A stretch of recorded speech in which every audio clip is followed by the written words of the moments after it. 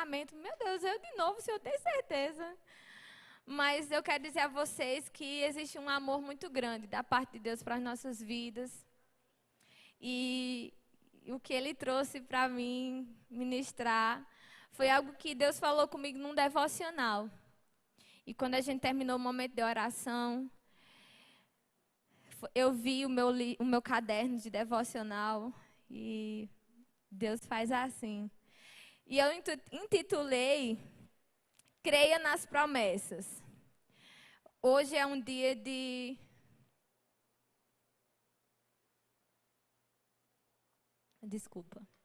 trazer à memória aquilo que nos dá esperança. Qual é o motivo da gente estar aqui hoje? O que é que a gente veio buscar num culto de quinta, culto de ensino? A palavra diz que a gente é santificados na verdade. E a verdade é a palavra. E nós estamos num mundo de relativismo, num mundo onde as coisas às vezes é, às vezes não é. Nós não fomos criados para isso. Nós fomos criados para ter firmeza, para ter equidade. E é isso que Deus quer. A Bíblia diz que Ele avisa, ele informa o nosso futuro antes que ele aconteça. Para que a gente crie expectativa, para que a gente se firme nessa palavra, sabe? Para que a gente não desanime, para que a gente não se entristeça, mas para que a alegria do Senhor, ela seja continuamente a nossa força. E eu gostaria que vocês abrissem Números 32, a versão que eu vou ler é a Ara. Aleluia. Queridos, aqui, esse capítulo, ele fala sobre as 12 tribos, né? Moisés já tinha falecido e eles ganharam lá um terreno, eles venceram na guerra. E uns filhos lá, eles disseram, olha, deixa a gente ficar aqui nessa terra, porque é terra de gado e nós temos gado. E é bem interessante porque eles questionam a Josué. Josué era o líder levantado por Deus depois de Moisés. E eles dizem, olha, a gente fica aqui, porque aqui é um lugar de gado, né? Nós temos muito gado. E vocês vão passar o Jordão e vai dar tudo certo. E aí, eu estou parafraseando para resumir. No versículo 5, ele diz assim, disseram mais, se acharmos mercê aos teus olhos, desce esta terra em possessão aos teus servos, e não nos faça passar o Jordão. Porém, Moisés disse aos filhos de Gade e aos filhos de Ruben, Moisés ainda não tinha morrido. Irão vossos irmãos à guerra e ficarei vós aqui? Ele estava dizendo assim, vocês vão ficar e os outros vão para a guerra, porque Deus tinha prometido a terra de Canaã. Sabe, a gente vê no Velho Testamento o juízo de Deus e muita gente questiona, por isso você tem que fazer o rema, quem não fez, para entender o caráter de Deus e por que nessa aliança inferior, essas coisas, elas aconteciam. Amém? Deus tinha prometido uma terra para o povo judeu que estava escravo no Egito. E aí, para eles tomarem posse daquela terra, eles precisavam guerrear. E eu fiz administração, mas deixei pelo Senhor, para a glória de Deus. Mas eu paguei uma cadeira de direito administrativo, onde a gente estuda a introdução ao direito. E a gente vê que na era primitiva, o direito, ele era constitucionado assim, pela autotutela. Então, se eu tivesse força, se eu tivesse instrumento de guerra e houvesse uma adversidade entre eu e o meu vizinho, era vencido pela guerra.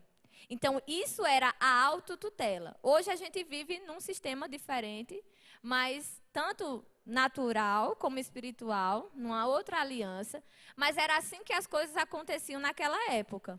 Então, era um direito de autotutela. Quem tivesse mais força era o vencedor e era o que tinha direito. Então, muitas vezes não se comprava nem vendia, queridos. Ia lá e tomava pela força, porque era o direito de autotutela. E aí é interessante porque eles questionam, quer dizer que a gente vai para a guerra e vocês vão ficar? Aí olha só o que Moisés diz, olha. Por quê? Pois desanimais o coração dos filhos de Israel, para não passarem a terra que o Senhor lhes deu. Assim, preste atenção, fizeram vossos pais, quando os enviei de Cades-Barneia a ver esta terra. Chegando eles até o vale de Escol, e vendo a terra, desencorajaram o coração dos filhos de Israel, para que não viessem à terra que o Senhor lhe tinha dado. Então, a ira do Senhor se acendeu naquele mesmo dia, e jurou, dizendo... Mas antes de eu chegar aqui, eu quero dizer que ele está falando o seguinte: os vossos pais, é porque Deus já tinha dado uma promessa. Fica com isso. Deus deu a promessa que eles iriam passar o Jordão, que a terra de Canaã era deles. Só que essa terra que manava leite e mel, extraordinária, as uvas tinham que ser carregadas por 2 homens, porque era muito grande. Elas eram habitadas por gigantes. E aí ele manda os 12 espias ir àquela terra, para eles verificarem a terra, como é que é realmente o mel, o leite, enfim. Não era para eles olhar para os inimigos, porque ele era o Deus de Israel, o Deus Todo-Poderoso. O poder, queridos, não estava na inteligência do povo judeu, nem muito menos na força do braço dele, ou na capacidade de guerrear. É tanto que você vê no longo da história, né, muitas vezes Deus dizendo, olha, você é corajoso, o cara com medo. Aí você tem tantos mil, mas agora você vai só com 300, guerrear milhares. Porque Deus estava mostrando, não é a sua força, mas sou eu, o Senhor dos Exércitos, que vai adiante de vocês. Então Deus tinha dado essa promessa. Mas, olha só, os espias, de 12, só 2 creram. Quando eles se depararam com os gigantes, eles se olharam e se viram como gafanhotos, que seriam esmagados pelos gigantes. Enquanto que o Deus Todo-Poderoso, o verdadeiro Deus, o Deus vivo, o Deus de Israel, o Deus que tinha abrido o mar, o Deus que já tinha feito vários milagres, diz a eles, eu estou contigo, essa terra foi eu que te dei, a promessa vai acontecer. O povo olhou para o gigante. E na nossa vida, trazendo para hoje, muitos problemas acontecem, a gente vem, ouve essa palavra maravilhosa. E em vez de olhar para a palavra e crer nas promessas e se manter firme, a gente olha para o gigante. E a gente pensa, nós somos gafanhotos. Não é isso que Deus quer para nós. Não é isso que Deus tem para nós. No versículo 11 ele diz assim, certamente os varões que subiram do Egito, 20 anos acima, não verão a terra que prometi com juramento a Abraão, a Isaque e a Jacó, porquanto não perseveraram em me seguir. Então, Deus está dizendo, olha, ninguém vai subir. Quem tiver de 20 anos para cima, não vai. Porque eles murmuraram contra o Senhor. Recomendo você estudar essa história, se você não sabe. Mas é a nossa história, amém? E aí no 12 ele diz assim, exceto Caleb, filho de Jefoné, o quenezeu, e Josué, filho de Num, porque perseveraram em seguir o Senhor. O povo se deixou levar por aquele medo dos 10 espias, e eles não perseveraram em seguir o Senhor. Eles não acreditaram nas promessas, mesmo vendo os milagres que o Senhor havia feito todos os dias para eles. Porque eles comiam, queridos, comida que caía do céu.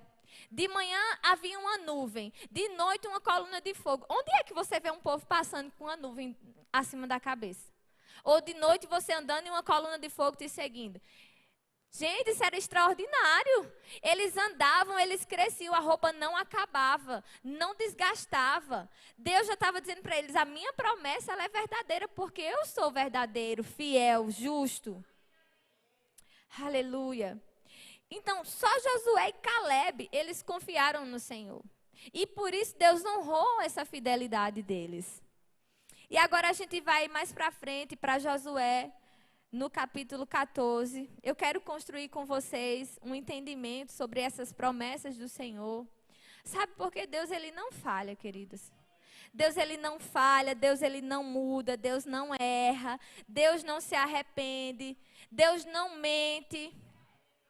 Então, se você em algum momento já ouviu uma palavra do Senhor para a sua vida, precisa perseverar, porque vai acontecer.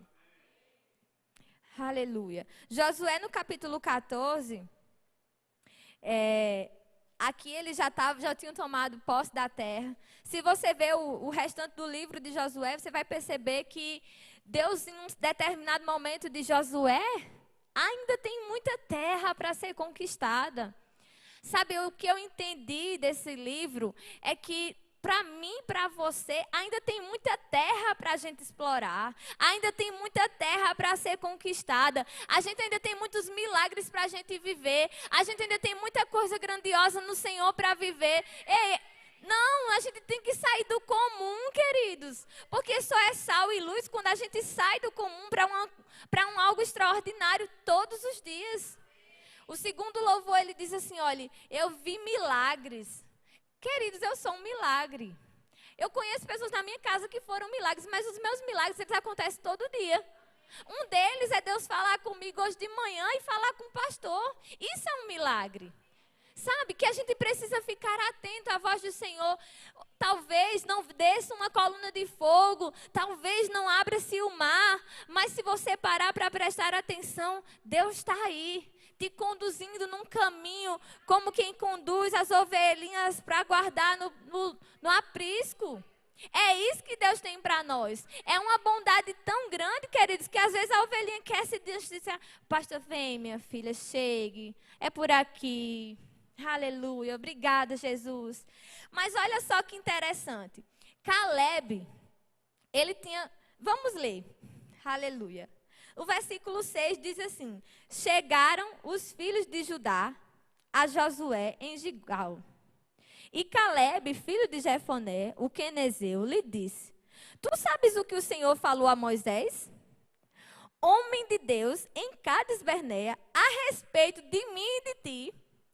Olha a ousadia de Caleb, porque agora o líder era Josué. Mas a gente leu lá em Números que só quem ia entrar na terra era Josué e Caleb. E aí Caleb passa um tempo, chegou na terra e disse, ei, peraí, que o Deus vivo fez promessa para mim e eu vou requerir. Eu quero isso aqui que o Senhor está me prometendo.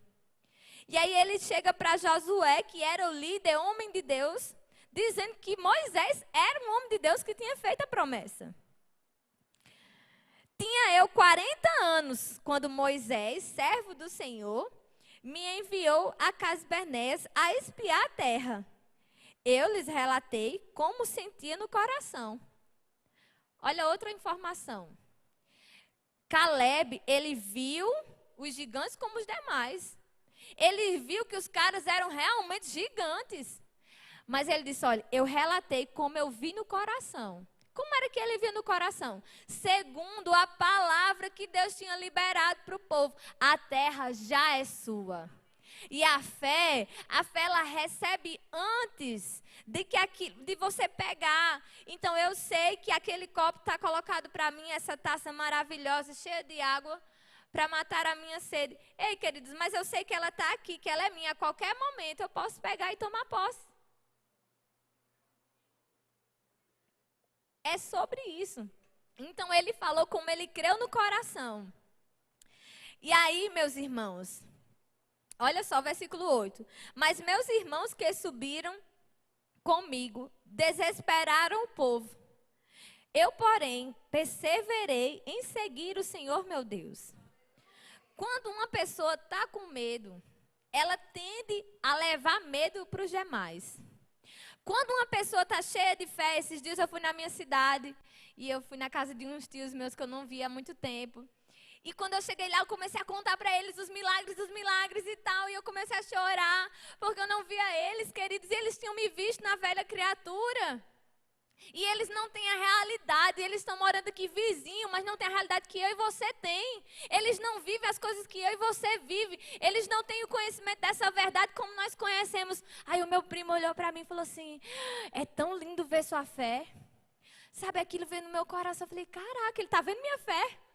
De tudo que eu falei, ele viu a minha fé. Porque a fé pode contagiar alguém. Por isso que Deus levanta pregadores, mestres, profetas, evangelistas, apóstolos, para que a fé seja propagada, mas o medo também. Infelizmente, a incredulidade, se você estiver dando ouvido a jornais, a pessoas que não estão conectadas na visão, se você está ouvindo coisas que não é para ouvir, queridos, não vai trazer benefício para a sua vida. Você precisa ser santificados na verdade. E a palavra é a verdade. Essa palavra santificar significa separar. Separar para algo santo. Separar para o que é especial. Separar para o que é extraordinário. Separar para o que não é comum. Hoje o pastor disse, você vai orar pelos visitantes. 2019, no último domingo de agosto, eu estava aqui. Chorando o culto inteiro. Mas quando eu cheguei aqui, eu digo, nunca ouvi essa palavra. Onde era que eu estava, que eu nunca tinha ouvido sobre isso. E os maiores milagres que eu já vivi na minha vida foram no meu secreto. Foram eu pegando o que está sendo dito aqui, queridos, e aplicando na minha vida. Foi eu fazer com que a palavra de Deus se tornasse vida na minha vida. Porque acho que é Romanos que fala que a palavra mata, a letra mata, mas o Espírito vivifica. Então, tem gente que pega a palavra para tirar doutrinas erradas, fora de contexto, para extorquir as pessoas. Mas a Bíblia diz, olha, existe um mestre. E esse mestre está dentro de mim e de você, quando recebemos Jesus. Para nos ensinar toda a verdade. E aí, Caleb, sabendo disso, ele diz, então Moisés, versículo 9, naquele dia jurou, dizendo, certamente, a terra em que pusestes o pé será tua e de teus filhos, em herança perpetuamente, pois perseverastes em seguir o Senhor, meu Deus. Eis agora o Senhor me conservou em vida, e Caleb falando, como prometeu, quando prometeu, 45 anos há desde que o Senhor falou estas palavras a Moisés, andando Israel ainda no deserto, e já agora sou de 85 anos. Estou forte ainda hoje, como no dia em que Moisés me enviou. Qual era a minha força naquele dia, tal ainda agora para o combate, tanto para sair como para voltar. A gente viu na quinta que eu ministrei que a palavra do Senhor ela é vida para o nosso corpo. Ela é saúde para os nossos ossos. Sabe, Caleb, ele não tinha a Bíblia completa como a gente tinha, mas ele se apegou tanto a essa verdade, que ele diz, olha, eu tenho o mesmo vigor de quando eu tinha 40 anos, o cara tinha 85. E vamos para mais. Ele diz no 12, agora, pois, dá-me este monte que o Senhor falou naquele dia. Pois naquele dia ouviste que lá estavam os anaquins, grandes e fortes cidades. O Senhor, porventura, está comigo para os desapossar, como prometeu. Eu preciso explicar isso aqui porque é muito interessante. Essa cidade, nesse monte, vocês imaginam aí, não havia tecnologia, não havia avião, não havia bomba atômica, não havia nada dessas coisas. Então, se uma cidade estava colocada no monte, ela era muito mais segura. Porque quem estava na cidade conseguia ver e tinha mais facilidade de jogar as pessoas de fora, sabe? Para destruir com mais facilidade. Porque eles estavam em cima protegidos. E os caras, ainda por cima, eram gigantes, eram anaquins. Eles eram homens exageradamente gigantes. Né? Tanto que existem muitos questionamentos sobre esses anaquins. Mas o que eu quero dizer para vocês, olha a ousadia de Caleb, de subir numa cidade fortificada, onde tinha gigantes super poderosos naquela época. Os caras eram os bambambãs. E ele diz, eu vou lá. Eu tenho 85 anos, mas eu tenho a mesma vida, o mesmo vigor. Mas existe algo que Caleb tinha. Ele diz, o Senhor, porventura, está comigo, para eu desapossar, como prometeu. Ele passou 45 anos servindo o Senhor, fazendo o que era para fazer e não deveria ir, mas no coração dele, Deus me prometeu, vai acontecer. Em algum momento vai acontecer. Em algum momento essa promessa vai se cumprir. E chegou o dia para Calebe. E aí ele diz, olha, Josué os abençoou e deu a Calebe, filho de Jefoné, Hebron em herança. Hebron significa aliança. Era um território, mas tudo na Bíblia, tudo tem um significado. Havia uma aliança especial entre Deus e Calebe, queridos. Aleluia. Ele diz, em herança até o dia de hoje, visto que perseverara em seguir o Senhor, Deus de Israel. Dantes, o nome de Hebron era Kiriat Arba. Este Arba foi o maior homem entre os anaquins e a terra repousou da guerra. Então, a Bíblia faz questão de dizer, era o maior homem entre os anaquins. O maior homem, o mais poderoso, e eles conseguiram vencer. Então, Calebe, ele se apegou a essa palavra de uma forma tão preciosa, que mesmo sem ele ter o Espírito Santo dentro dele, ele tinha uma plena convicção, porque ele via Deus fazendo os milagres. Ele disse, ei, se Deus faz ali, ele vai fazer aquilo que ele me prometeu. Essa promessa, ela já é minha. E aí, eu gosto de perguntar, vocês já sabem disso, qual tem sido a minha e a sua desculpa para não viver as promessas do Senhor ao nosso respeito? Sabe, isso é uma coisa, quando ele falou para mim, eu falei, uau, o que a gente tem dado como desculpa? Porque o que Deus quer de nós, queridos, é um posicionamento. É a gente andar nas veredas da justiça para que Ele coloque o chão que a gente vai pisar. E agora, eu queria trazer uma reflexão sobre Jesus. E nós vamos olhar que Jesus, o Deus vivo, a Bíblia diz que nós devemos ser imitadores dele. Aleluia. E ele veio na terra. E Deus me conduziu enquanto eu estava ali deitada, pensando nessa ministração. E Deus foi começando a me mostrar assim, um leque do que Jesus passou, das circunstâncias que ele viveu, que não são diferentes das nossas. E em João, no capítulo 2, é muito famosa essa história, né? As bodas de Caná da Galileia. Estava havendo um casamento em que Maria, mãe de Jesus, foi convidada. E aí Jesus foi convidado junto com os discípulos. E é muito interessante porque ele diz assim, olha, 3 dias depois que Jesus, ele já tinha alguns discípulos, já tinha sido batizado nas águas. 3 dias depois, houve um casamento em Caná da Galileia. E achando-se ali a mãe de Jesus, Jesus também foi convidado com os seus discípulos para o casamento. Tendo acabado o vinho, a mãe de Jesus lhe disse, eles não têm mais vinho. E Jesus já pegou ali o que ela queria dele, né? Mas Jesus lhe disse, mulher, que tenho eu contigo? Ainda não é chegada a minha hora. Queridos, Jesus era o Deus vivo. Ele passou a vida inteira se preparando para fazer milagres, para ser morto, crucificado. Mas Jesus, olha, e o que o Espírito Santo quer trazer para nós, porque tudo que está na palavra é para nos ensinar, é que ele se sentiu naquele momento que não estava pronto para fazer um milagre simples. Foi o primeiro milagre que Jesus fez.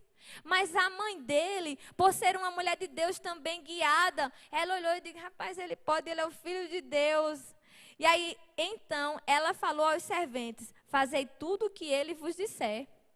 E Jesus entendeu que aquele ali era o momento, sabe? E um Deus que se preocupa em coisas aparentemente simples. O vinho acabou, mas se você for estudar sobre essa história, né, os judeus, eles faziam um casamento bem longo, porque vai ser assim na vida eterna, a gente vai ter uma festa de casamento longa. E eles deixavam o melhor vinho no início e o pior vinho no final, porque as pessoas estavam bêbadas e tudo mais. Mas quando Jesus faz um milagre, aquele casamento, os donos daquela festa, elas são exaltadas, e Deus é glorificado porque era o melhor vinho. E os servos, eles estavam vendo que era uma água que tinha sido transformada em vinho apenas pela palavra. Mas a gente sabe que não é apenas, queridos, é a palavra que sustenta todas as coisas, é através da palavra que saem as promessas de Deus, é através da palavra que confessamos ela e vemos circunstâncias serem transformadas, é a palavra de Deus que nos santifica, é a palavra, eu amo essa palavra. E quando eu quero respostas, eu abro ela, é impressionante, porque Ele me responde pela palavra. Então Jesus, mesmo Ele sendo filho de Deus, Ele passou por um segundo, Ele pensou não estar pronto. Então eu e você precisamos entender que o sentimento de não estar pronto é comum para os seres humanos. Porque às vezes Deus mostra uma revelação no nosso espírito de um chamado grandioso. E às vezes a gente pensa, meu Deus, acho que o Senhor errou. Acho que não é comigo, não. Acho que eu não tenho chamado para isso, não. Acho que não vai acontecer, não. Não que no seu... Ou então você recebe uma palavra hoje, você já quer que ela se cumpra amanhã, ou então de noite. Se for de manhã, de noite já é para estar acontecendo. E não funciona assim. E aí, eu quero perguntar... Na verdade, a gente vai ler Mateus 4. Aleluia. As tentações de Jesus, né? Ele foi para o deserto, guiado pelo Espírito, o Espírito de Deus conduzindo ele, porque aquele momento ele era necessário até para Jesus se autoconhecer como homem. É bem interessante porque Jesus ele passa todas as situações que nós, seres humanos, a gente passa. E no versículo 1 ele diz: a seguir foi Jesus levado pelo Espírito ao deserto para ser tentado pelo diabo. E depois de jejuar 40 dias, 40 noites, teve fome. Então o tentador, aproximando-se, lhe disse: se és filho de Deus, manda que estas pedras se transformem em pão.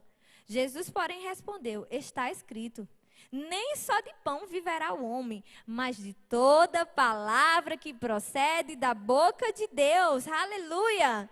Então o diabo o levou à cidade santa, colocou sobre o pináculo do templo e lhe disse: se és filho de Deus, atira-te abaixo, porque está escrito. O diabo usou a própria palavra fora de contexto e diz: olha, os teus anjos dará ordem ao teu respeito para que te guardem. Eles te sustentarão nas tuas mãos para não tropeçarem em alguma pedra. Respondeu-lhe Jesus: também está escrito, não tentarás o Senhor teu Deus. Levou ainda o diabo a um monte muito alto e mostrou todos os reinos do mundo e a glória deles. E lhe disse: tudo isto te darei, se prostrando me adorares.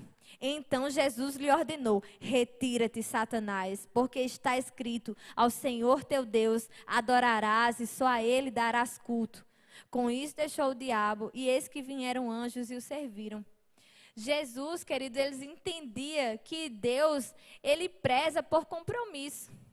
Deus, Ele fez uma aliança eterna com Abraão, e era uma aliança inferior, porque ainda o Espírito Santo não poderia habitar no homem pecador.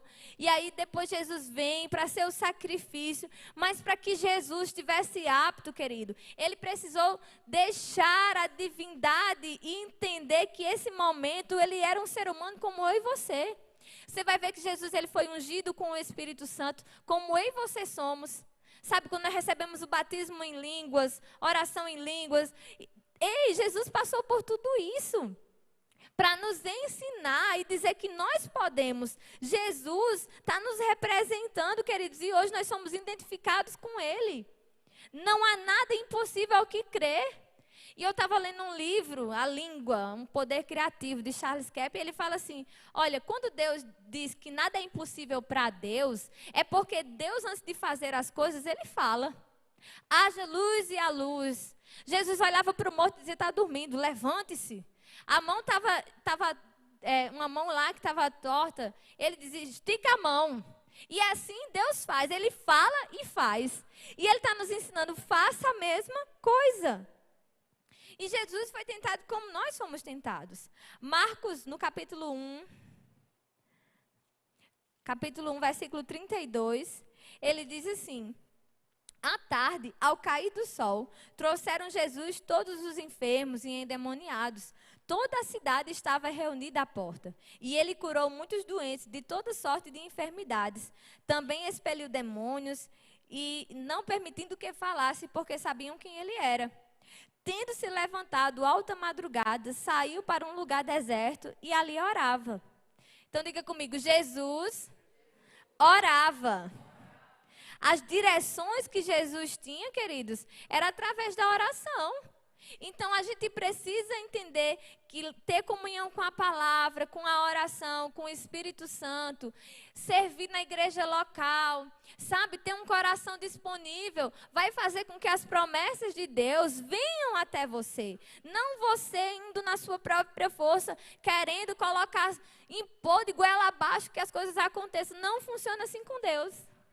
Deus não se deixa zombar, não se deixa enganar. Deus é bondoso, Ele é longânimo, Ele é paciente, Ele nos informa tudo antes. Nós não somos enganados, nós não somos pegos de surpresas, porque é um Deus que fala, olha, primeiro eu dou a promessa. Você pega a promessa pela fé, começa a confessar aquela promessa, começa a andar nas veredas da justiça, que vai acontecer. É simples assim, rapaz, com Deus é simples assim. Para a glória do Senhor. E nós que conhecemos essa palavra, precisamos praticar. E você vê que Jesus, nesse trecho aqui, eu vou resumir por causa do tempo, ele estava numa multidão. Então, se um pregador hoje poderia olhar e dizer, eu estou fazendo o maior sucesso, está vindo todo mundo para cá. Mas Jesus disse, não, a gente vai para outro lugar. Porque ele passou a noite orando, tendo direções. E aí Deus falou com ele, é esse caminho que eu quero que você trilhe. Então ele deixa aquela multidão e ele vai para outro caminho que era a vontade do Senhor. Aleluia. Mateus capítulo 12. E esse aqui eu achei tão forte, assim. Eu espero, em nome de Jesus, estar transmitindo para vocês o que Deus falou comigo. Porque ele me mostrando na palavra que Deus, o Deus vivo, se submeteu a passar por coisas que eu e você passamos. Quantas vezes a gente fica desanimado, triste, porque alguém não falou, porque não foi me dada uma oportunidade, ou porque a promessa ainda não se cumpriu, ou porque isso, ou porque aquilo, ou porque alguém olhou torto ou falou errado. Mateus, no capítulo 12, no versículo 22,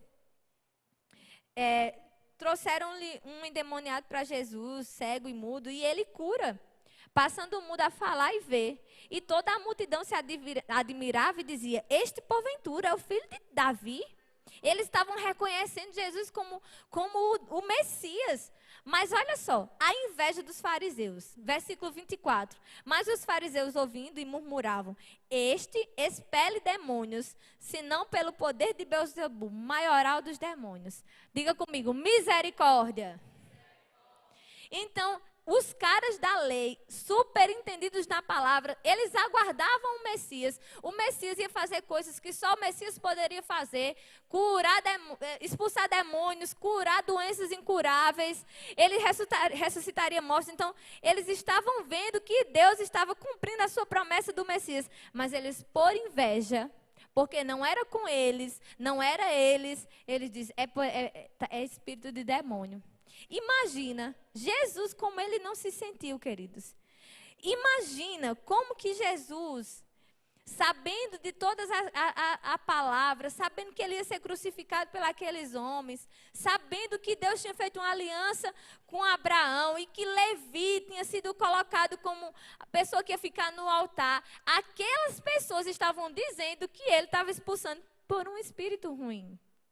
Então, a gente precisa entender que nós, estando aqui na terra, nós não estamos 100% protegidos de que nada aconteça. Sabe, mas essas coisas que nos acontecem nos fortifica, nos faz viver milagres, aprender a palavra. Você vence situações pela palavra, pela oração. Mas você não pode desistir. Você não pode desistir. No Mateus capítulo 14, o versículo 13...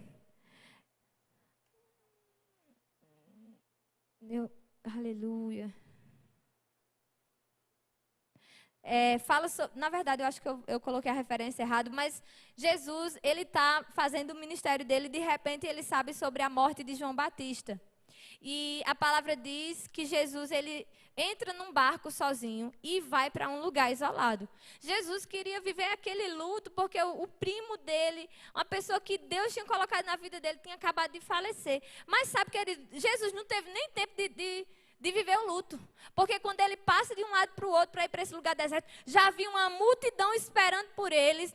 E ele olha para aquela multidão e ele fica compadecido. Ele fala, meu Deus, foi para isso que Deus me chamou. Foi para isso que Deus me chamou. Então, ele deixa o sentimentalismo de lado e diz, eu preciso fazer o que Deus está me pedindo. Eu preciso fazer o que Deus está me pedindo, porque existe uma promessa. Existe uma promessa para nós, de que quando eu morrer e ressuscitar, essas pessoas vão ter a vida que eu tenho. Aleluia! Então, Jesus ele não teve tempo para o luto. Jesus foi traído por um amigo. Isso tudo ele passou. A própria família de Jesus, lá em João 7, do 1 ao 5, fala que a própria família de Jesus não acreditava nele e debochava dele. Então, para vocês entenderem que todos nós podemos passar por situações difíceis. Aleluia. E em Mateus, no capítulo 26, no versículo 37, diz assim, e levando consigo a Pedro e aos 2 filhos de Zebedeu, começou a entristecer-se e angustiar-se. Então disse, a minha alma está profundamente triste até a morte. Ficai aqui comigo e vigiai.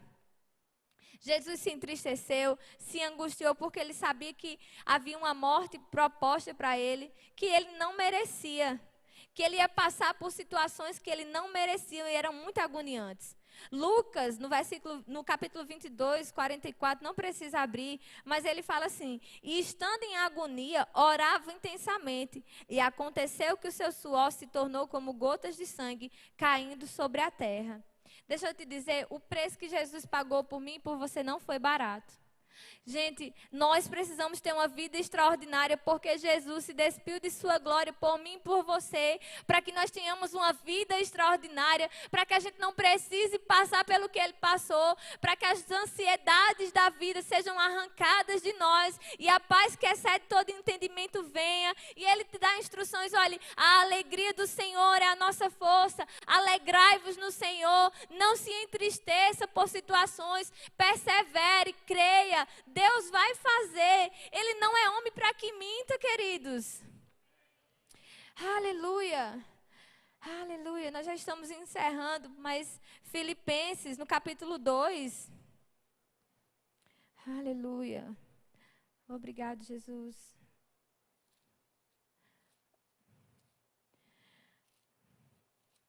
Filipenses, no capítulo 2, diz assim...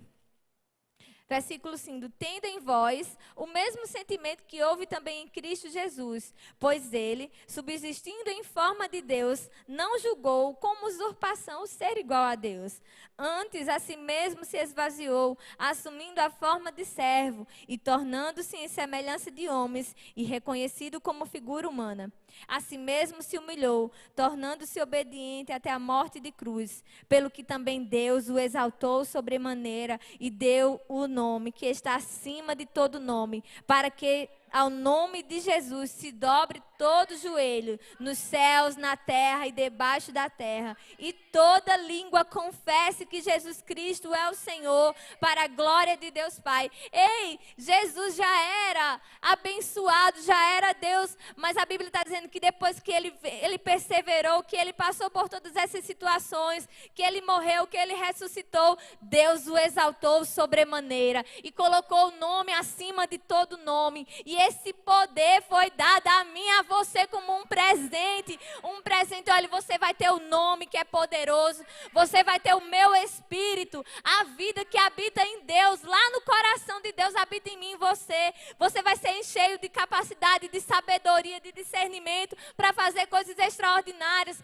Para de tratar a sua vida como comum, como o pastor falou no início, não é só um culto, queridos, não é mais um culto. Se você decidir receber da presença, teve uma vez que eu recebi uma unção de alegria, porque o pastor Nivan estava ministrando num culto de domingo, e ele diz, olha, a unção está disponível, não espere ninguém pôr as mãos sobre você, e eu comecei a orar em línguas, eu comecei a rir, e veio algo sobre mim, um poder tão grande, eu nunca tinha sentido uma alegria tão grande. Ei, eu acessei pela fé, eu peguei aquilo que ele falou, aquela palavra rema, e tomou no meu coração, queridos. Depois eu acabei abençoando outra pessoa. Aquilo que estava em mim, aquela vida que estava em mim, o pastor disse, abraça aquela menina. Sabe? Então, quantas coisas extraordinárias Deus quer fazer em mim e em você. Em mim e em você. Aleluia! Não foi por acaso, em Efésios, no capítulo 1, ele diz, olha, bendito, versículo 3, bendito Deus e Pai de nosso Senhor Jesus Cristo, que nos tem abençoado com toda sorte de bênçãos espirituais nas regiões celestiais em Cristo. Olha que revelação, as bênçãos já estão nas regiões celestiais. Por que elas não aconteceram ainda? Porque você, por meio da fé, por meio da confissão, por meio da oração, por meio de você andar segundo a palavra, você vai manifestar essa vida. As bênçãos celestiais estão lá. Deus não é injusto, mas Ele requer de nós fé. Porque uns têm tanto e outros têm pouco. Porque uns já começam desbravando a vida quando está em Deus. Foi crente ontem, já vive o extraordinário amanhã. Porque, queridos, eles acessaram pela fé. Eles tomaram posse da bênção espiritual. Aleluia.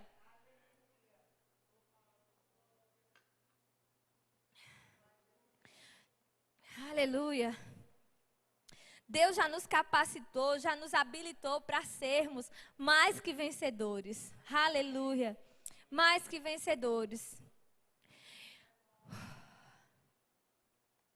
E eu quero falar sobre isso. Marcos capítulo 4, 30, do versículo 30 ao 32. Jesus está explicando tudo isso. Eu vou resumir tudo o que eu falei agora. Disse mais, a que assemelharemos o reino de Deus? Ou que parábola apresentaremos? É como um grão de mostarda, que quando semeado é a menor de todas as sementes sobre a terra. Mas uma vez semeada, cresce e se torna maior que todas as hortaliças, e deita grandes ramos, a ponto de as aves do céu poderem sanear a sua sombra. Jesus está dizendo, você não vai começar grande. Ei, eu te fiz uma promessa, mas o seu ministério, se você é chamado para isso, não começa grande. Você começa com um grãozinho de mostarda, servindo na igreja local de todo o coração, permitindo ser alinhado, permitindo ser moldado, ser corrigido, ser tratado. Isso, tá junto com as pessoas, aprender da palavra, ser transformado, para então, em um determinado momento que você não sabe quando é, de repente as pessoas vão olhar e vão dizer, como eu estou sendo abençoada pela sua vida. E aquilo que você mais desejou vai acontecer. Aleluia. E aí agora, o que eu preciso para viver as promessas de Deus para mim?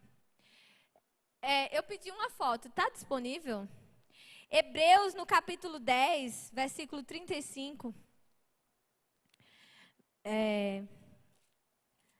Ele fala uma palavra extraordinária. E pode colocar, por favor? Eu tentei traduzir o que Deus falou comigo. A promessa de Deus. E eu vou ler Hebreus 10, 35. Não abandoneis, portanto, a vossa confiança. Diga comigo, confiança. Não, mais forte. Confiança. Ela tem grande galardão. Com efeito, tenho necessidade de perseverança. Diga comigo, perseverança.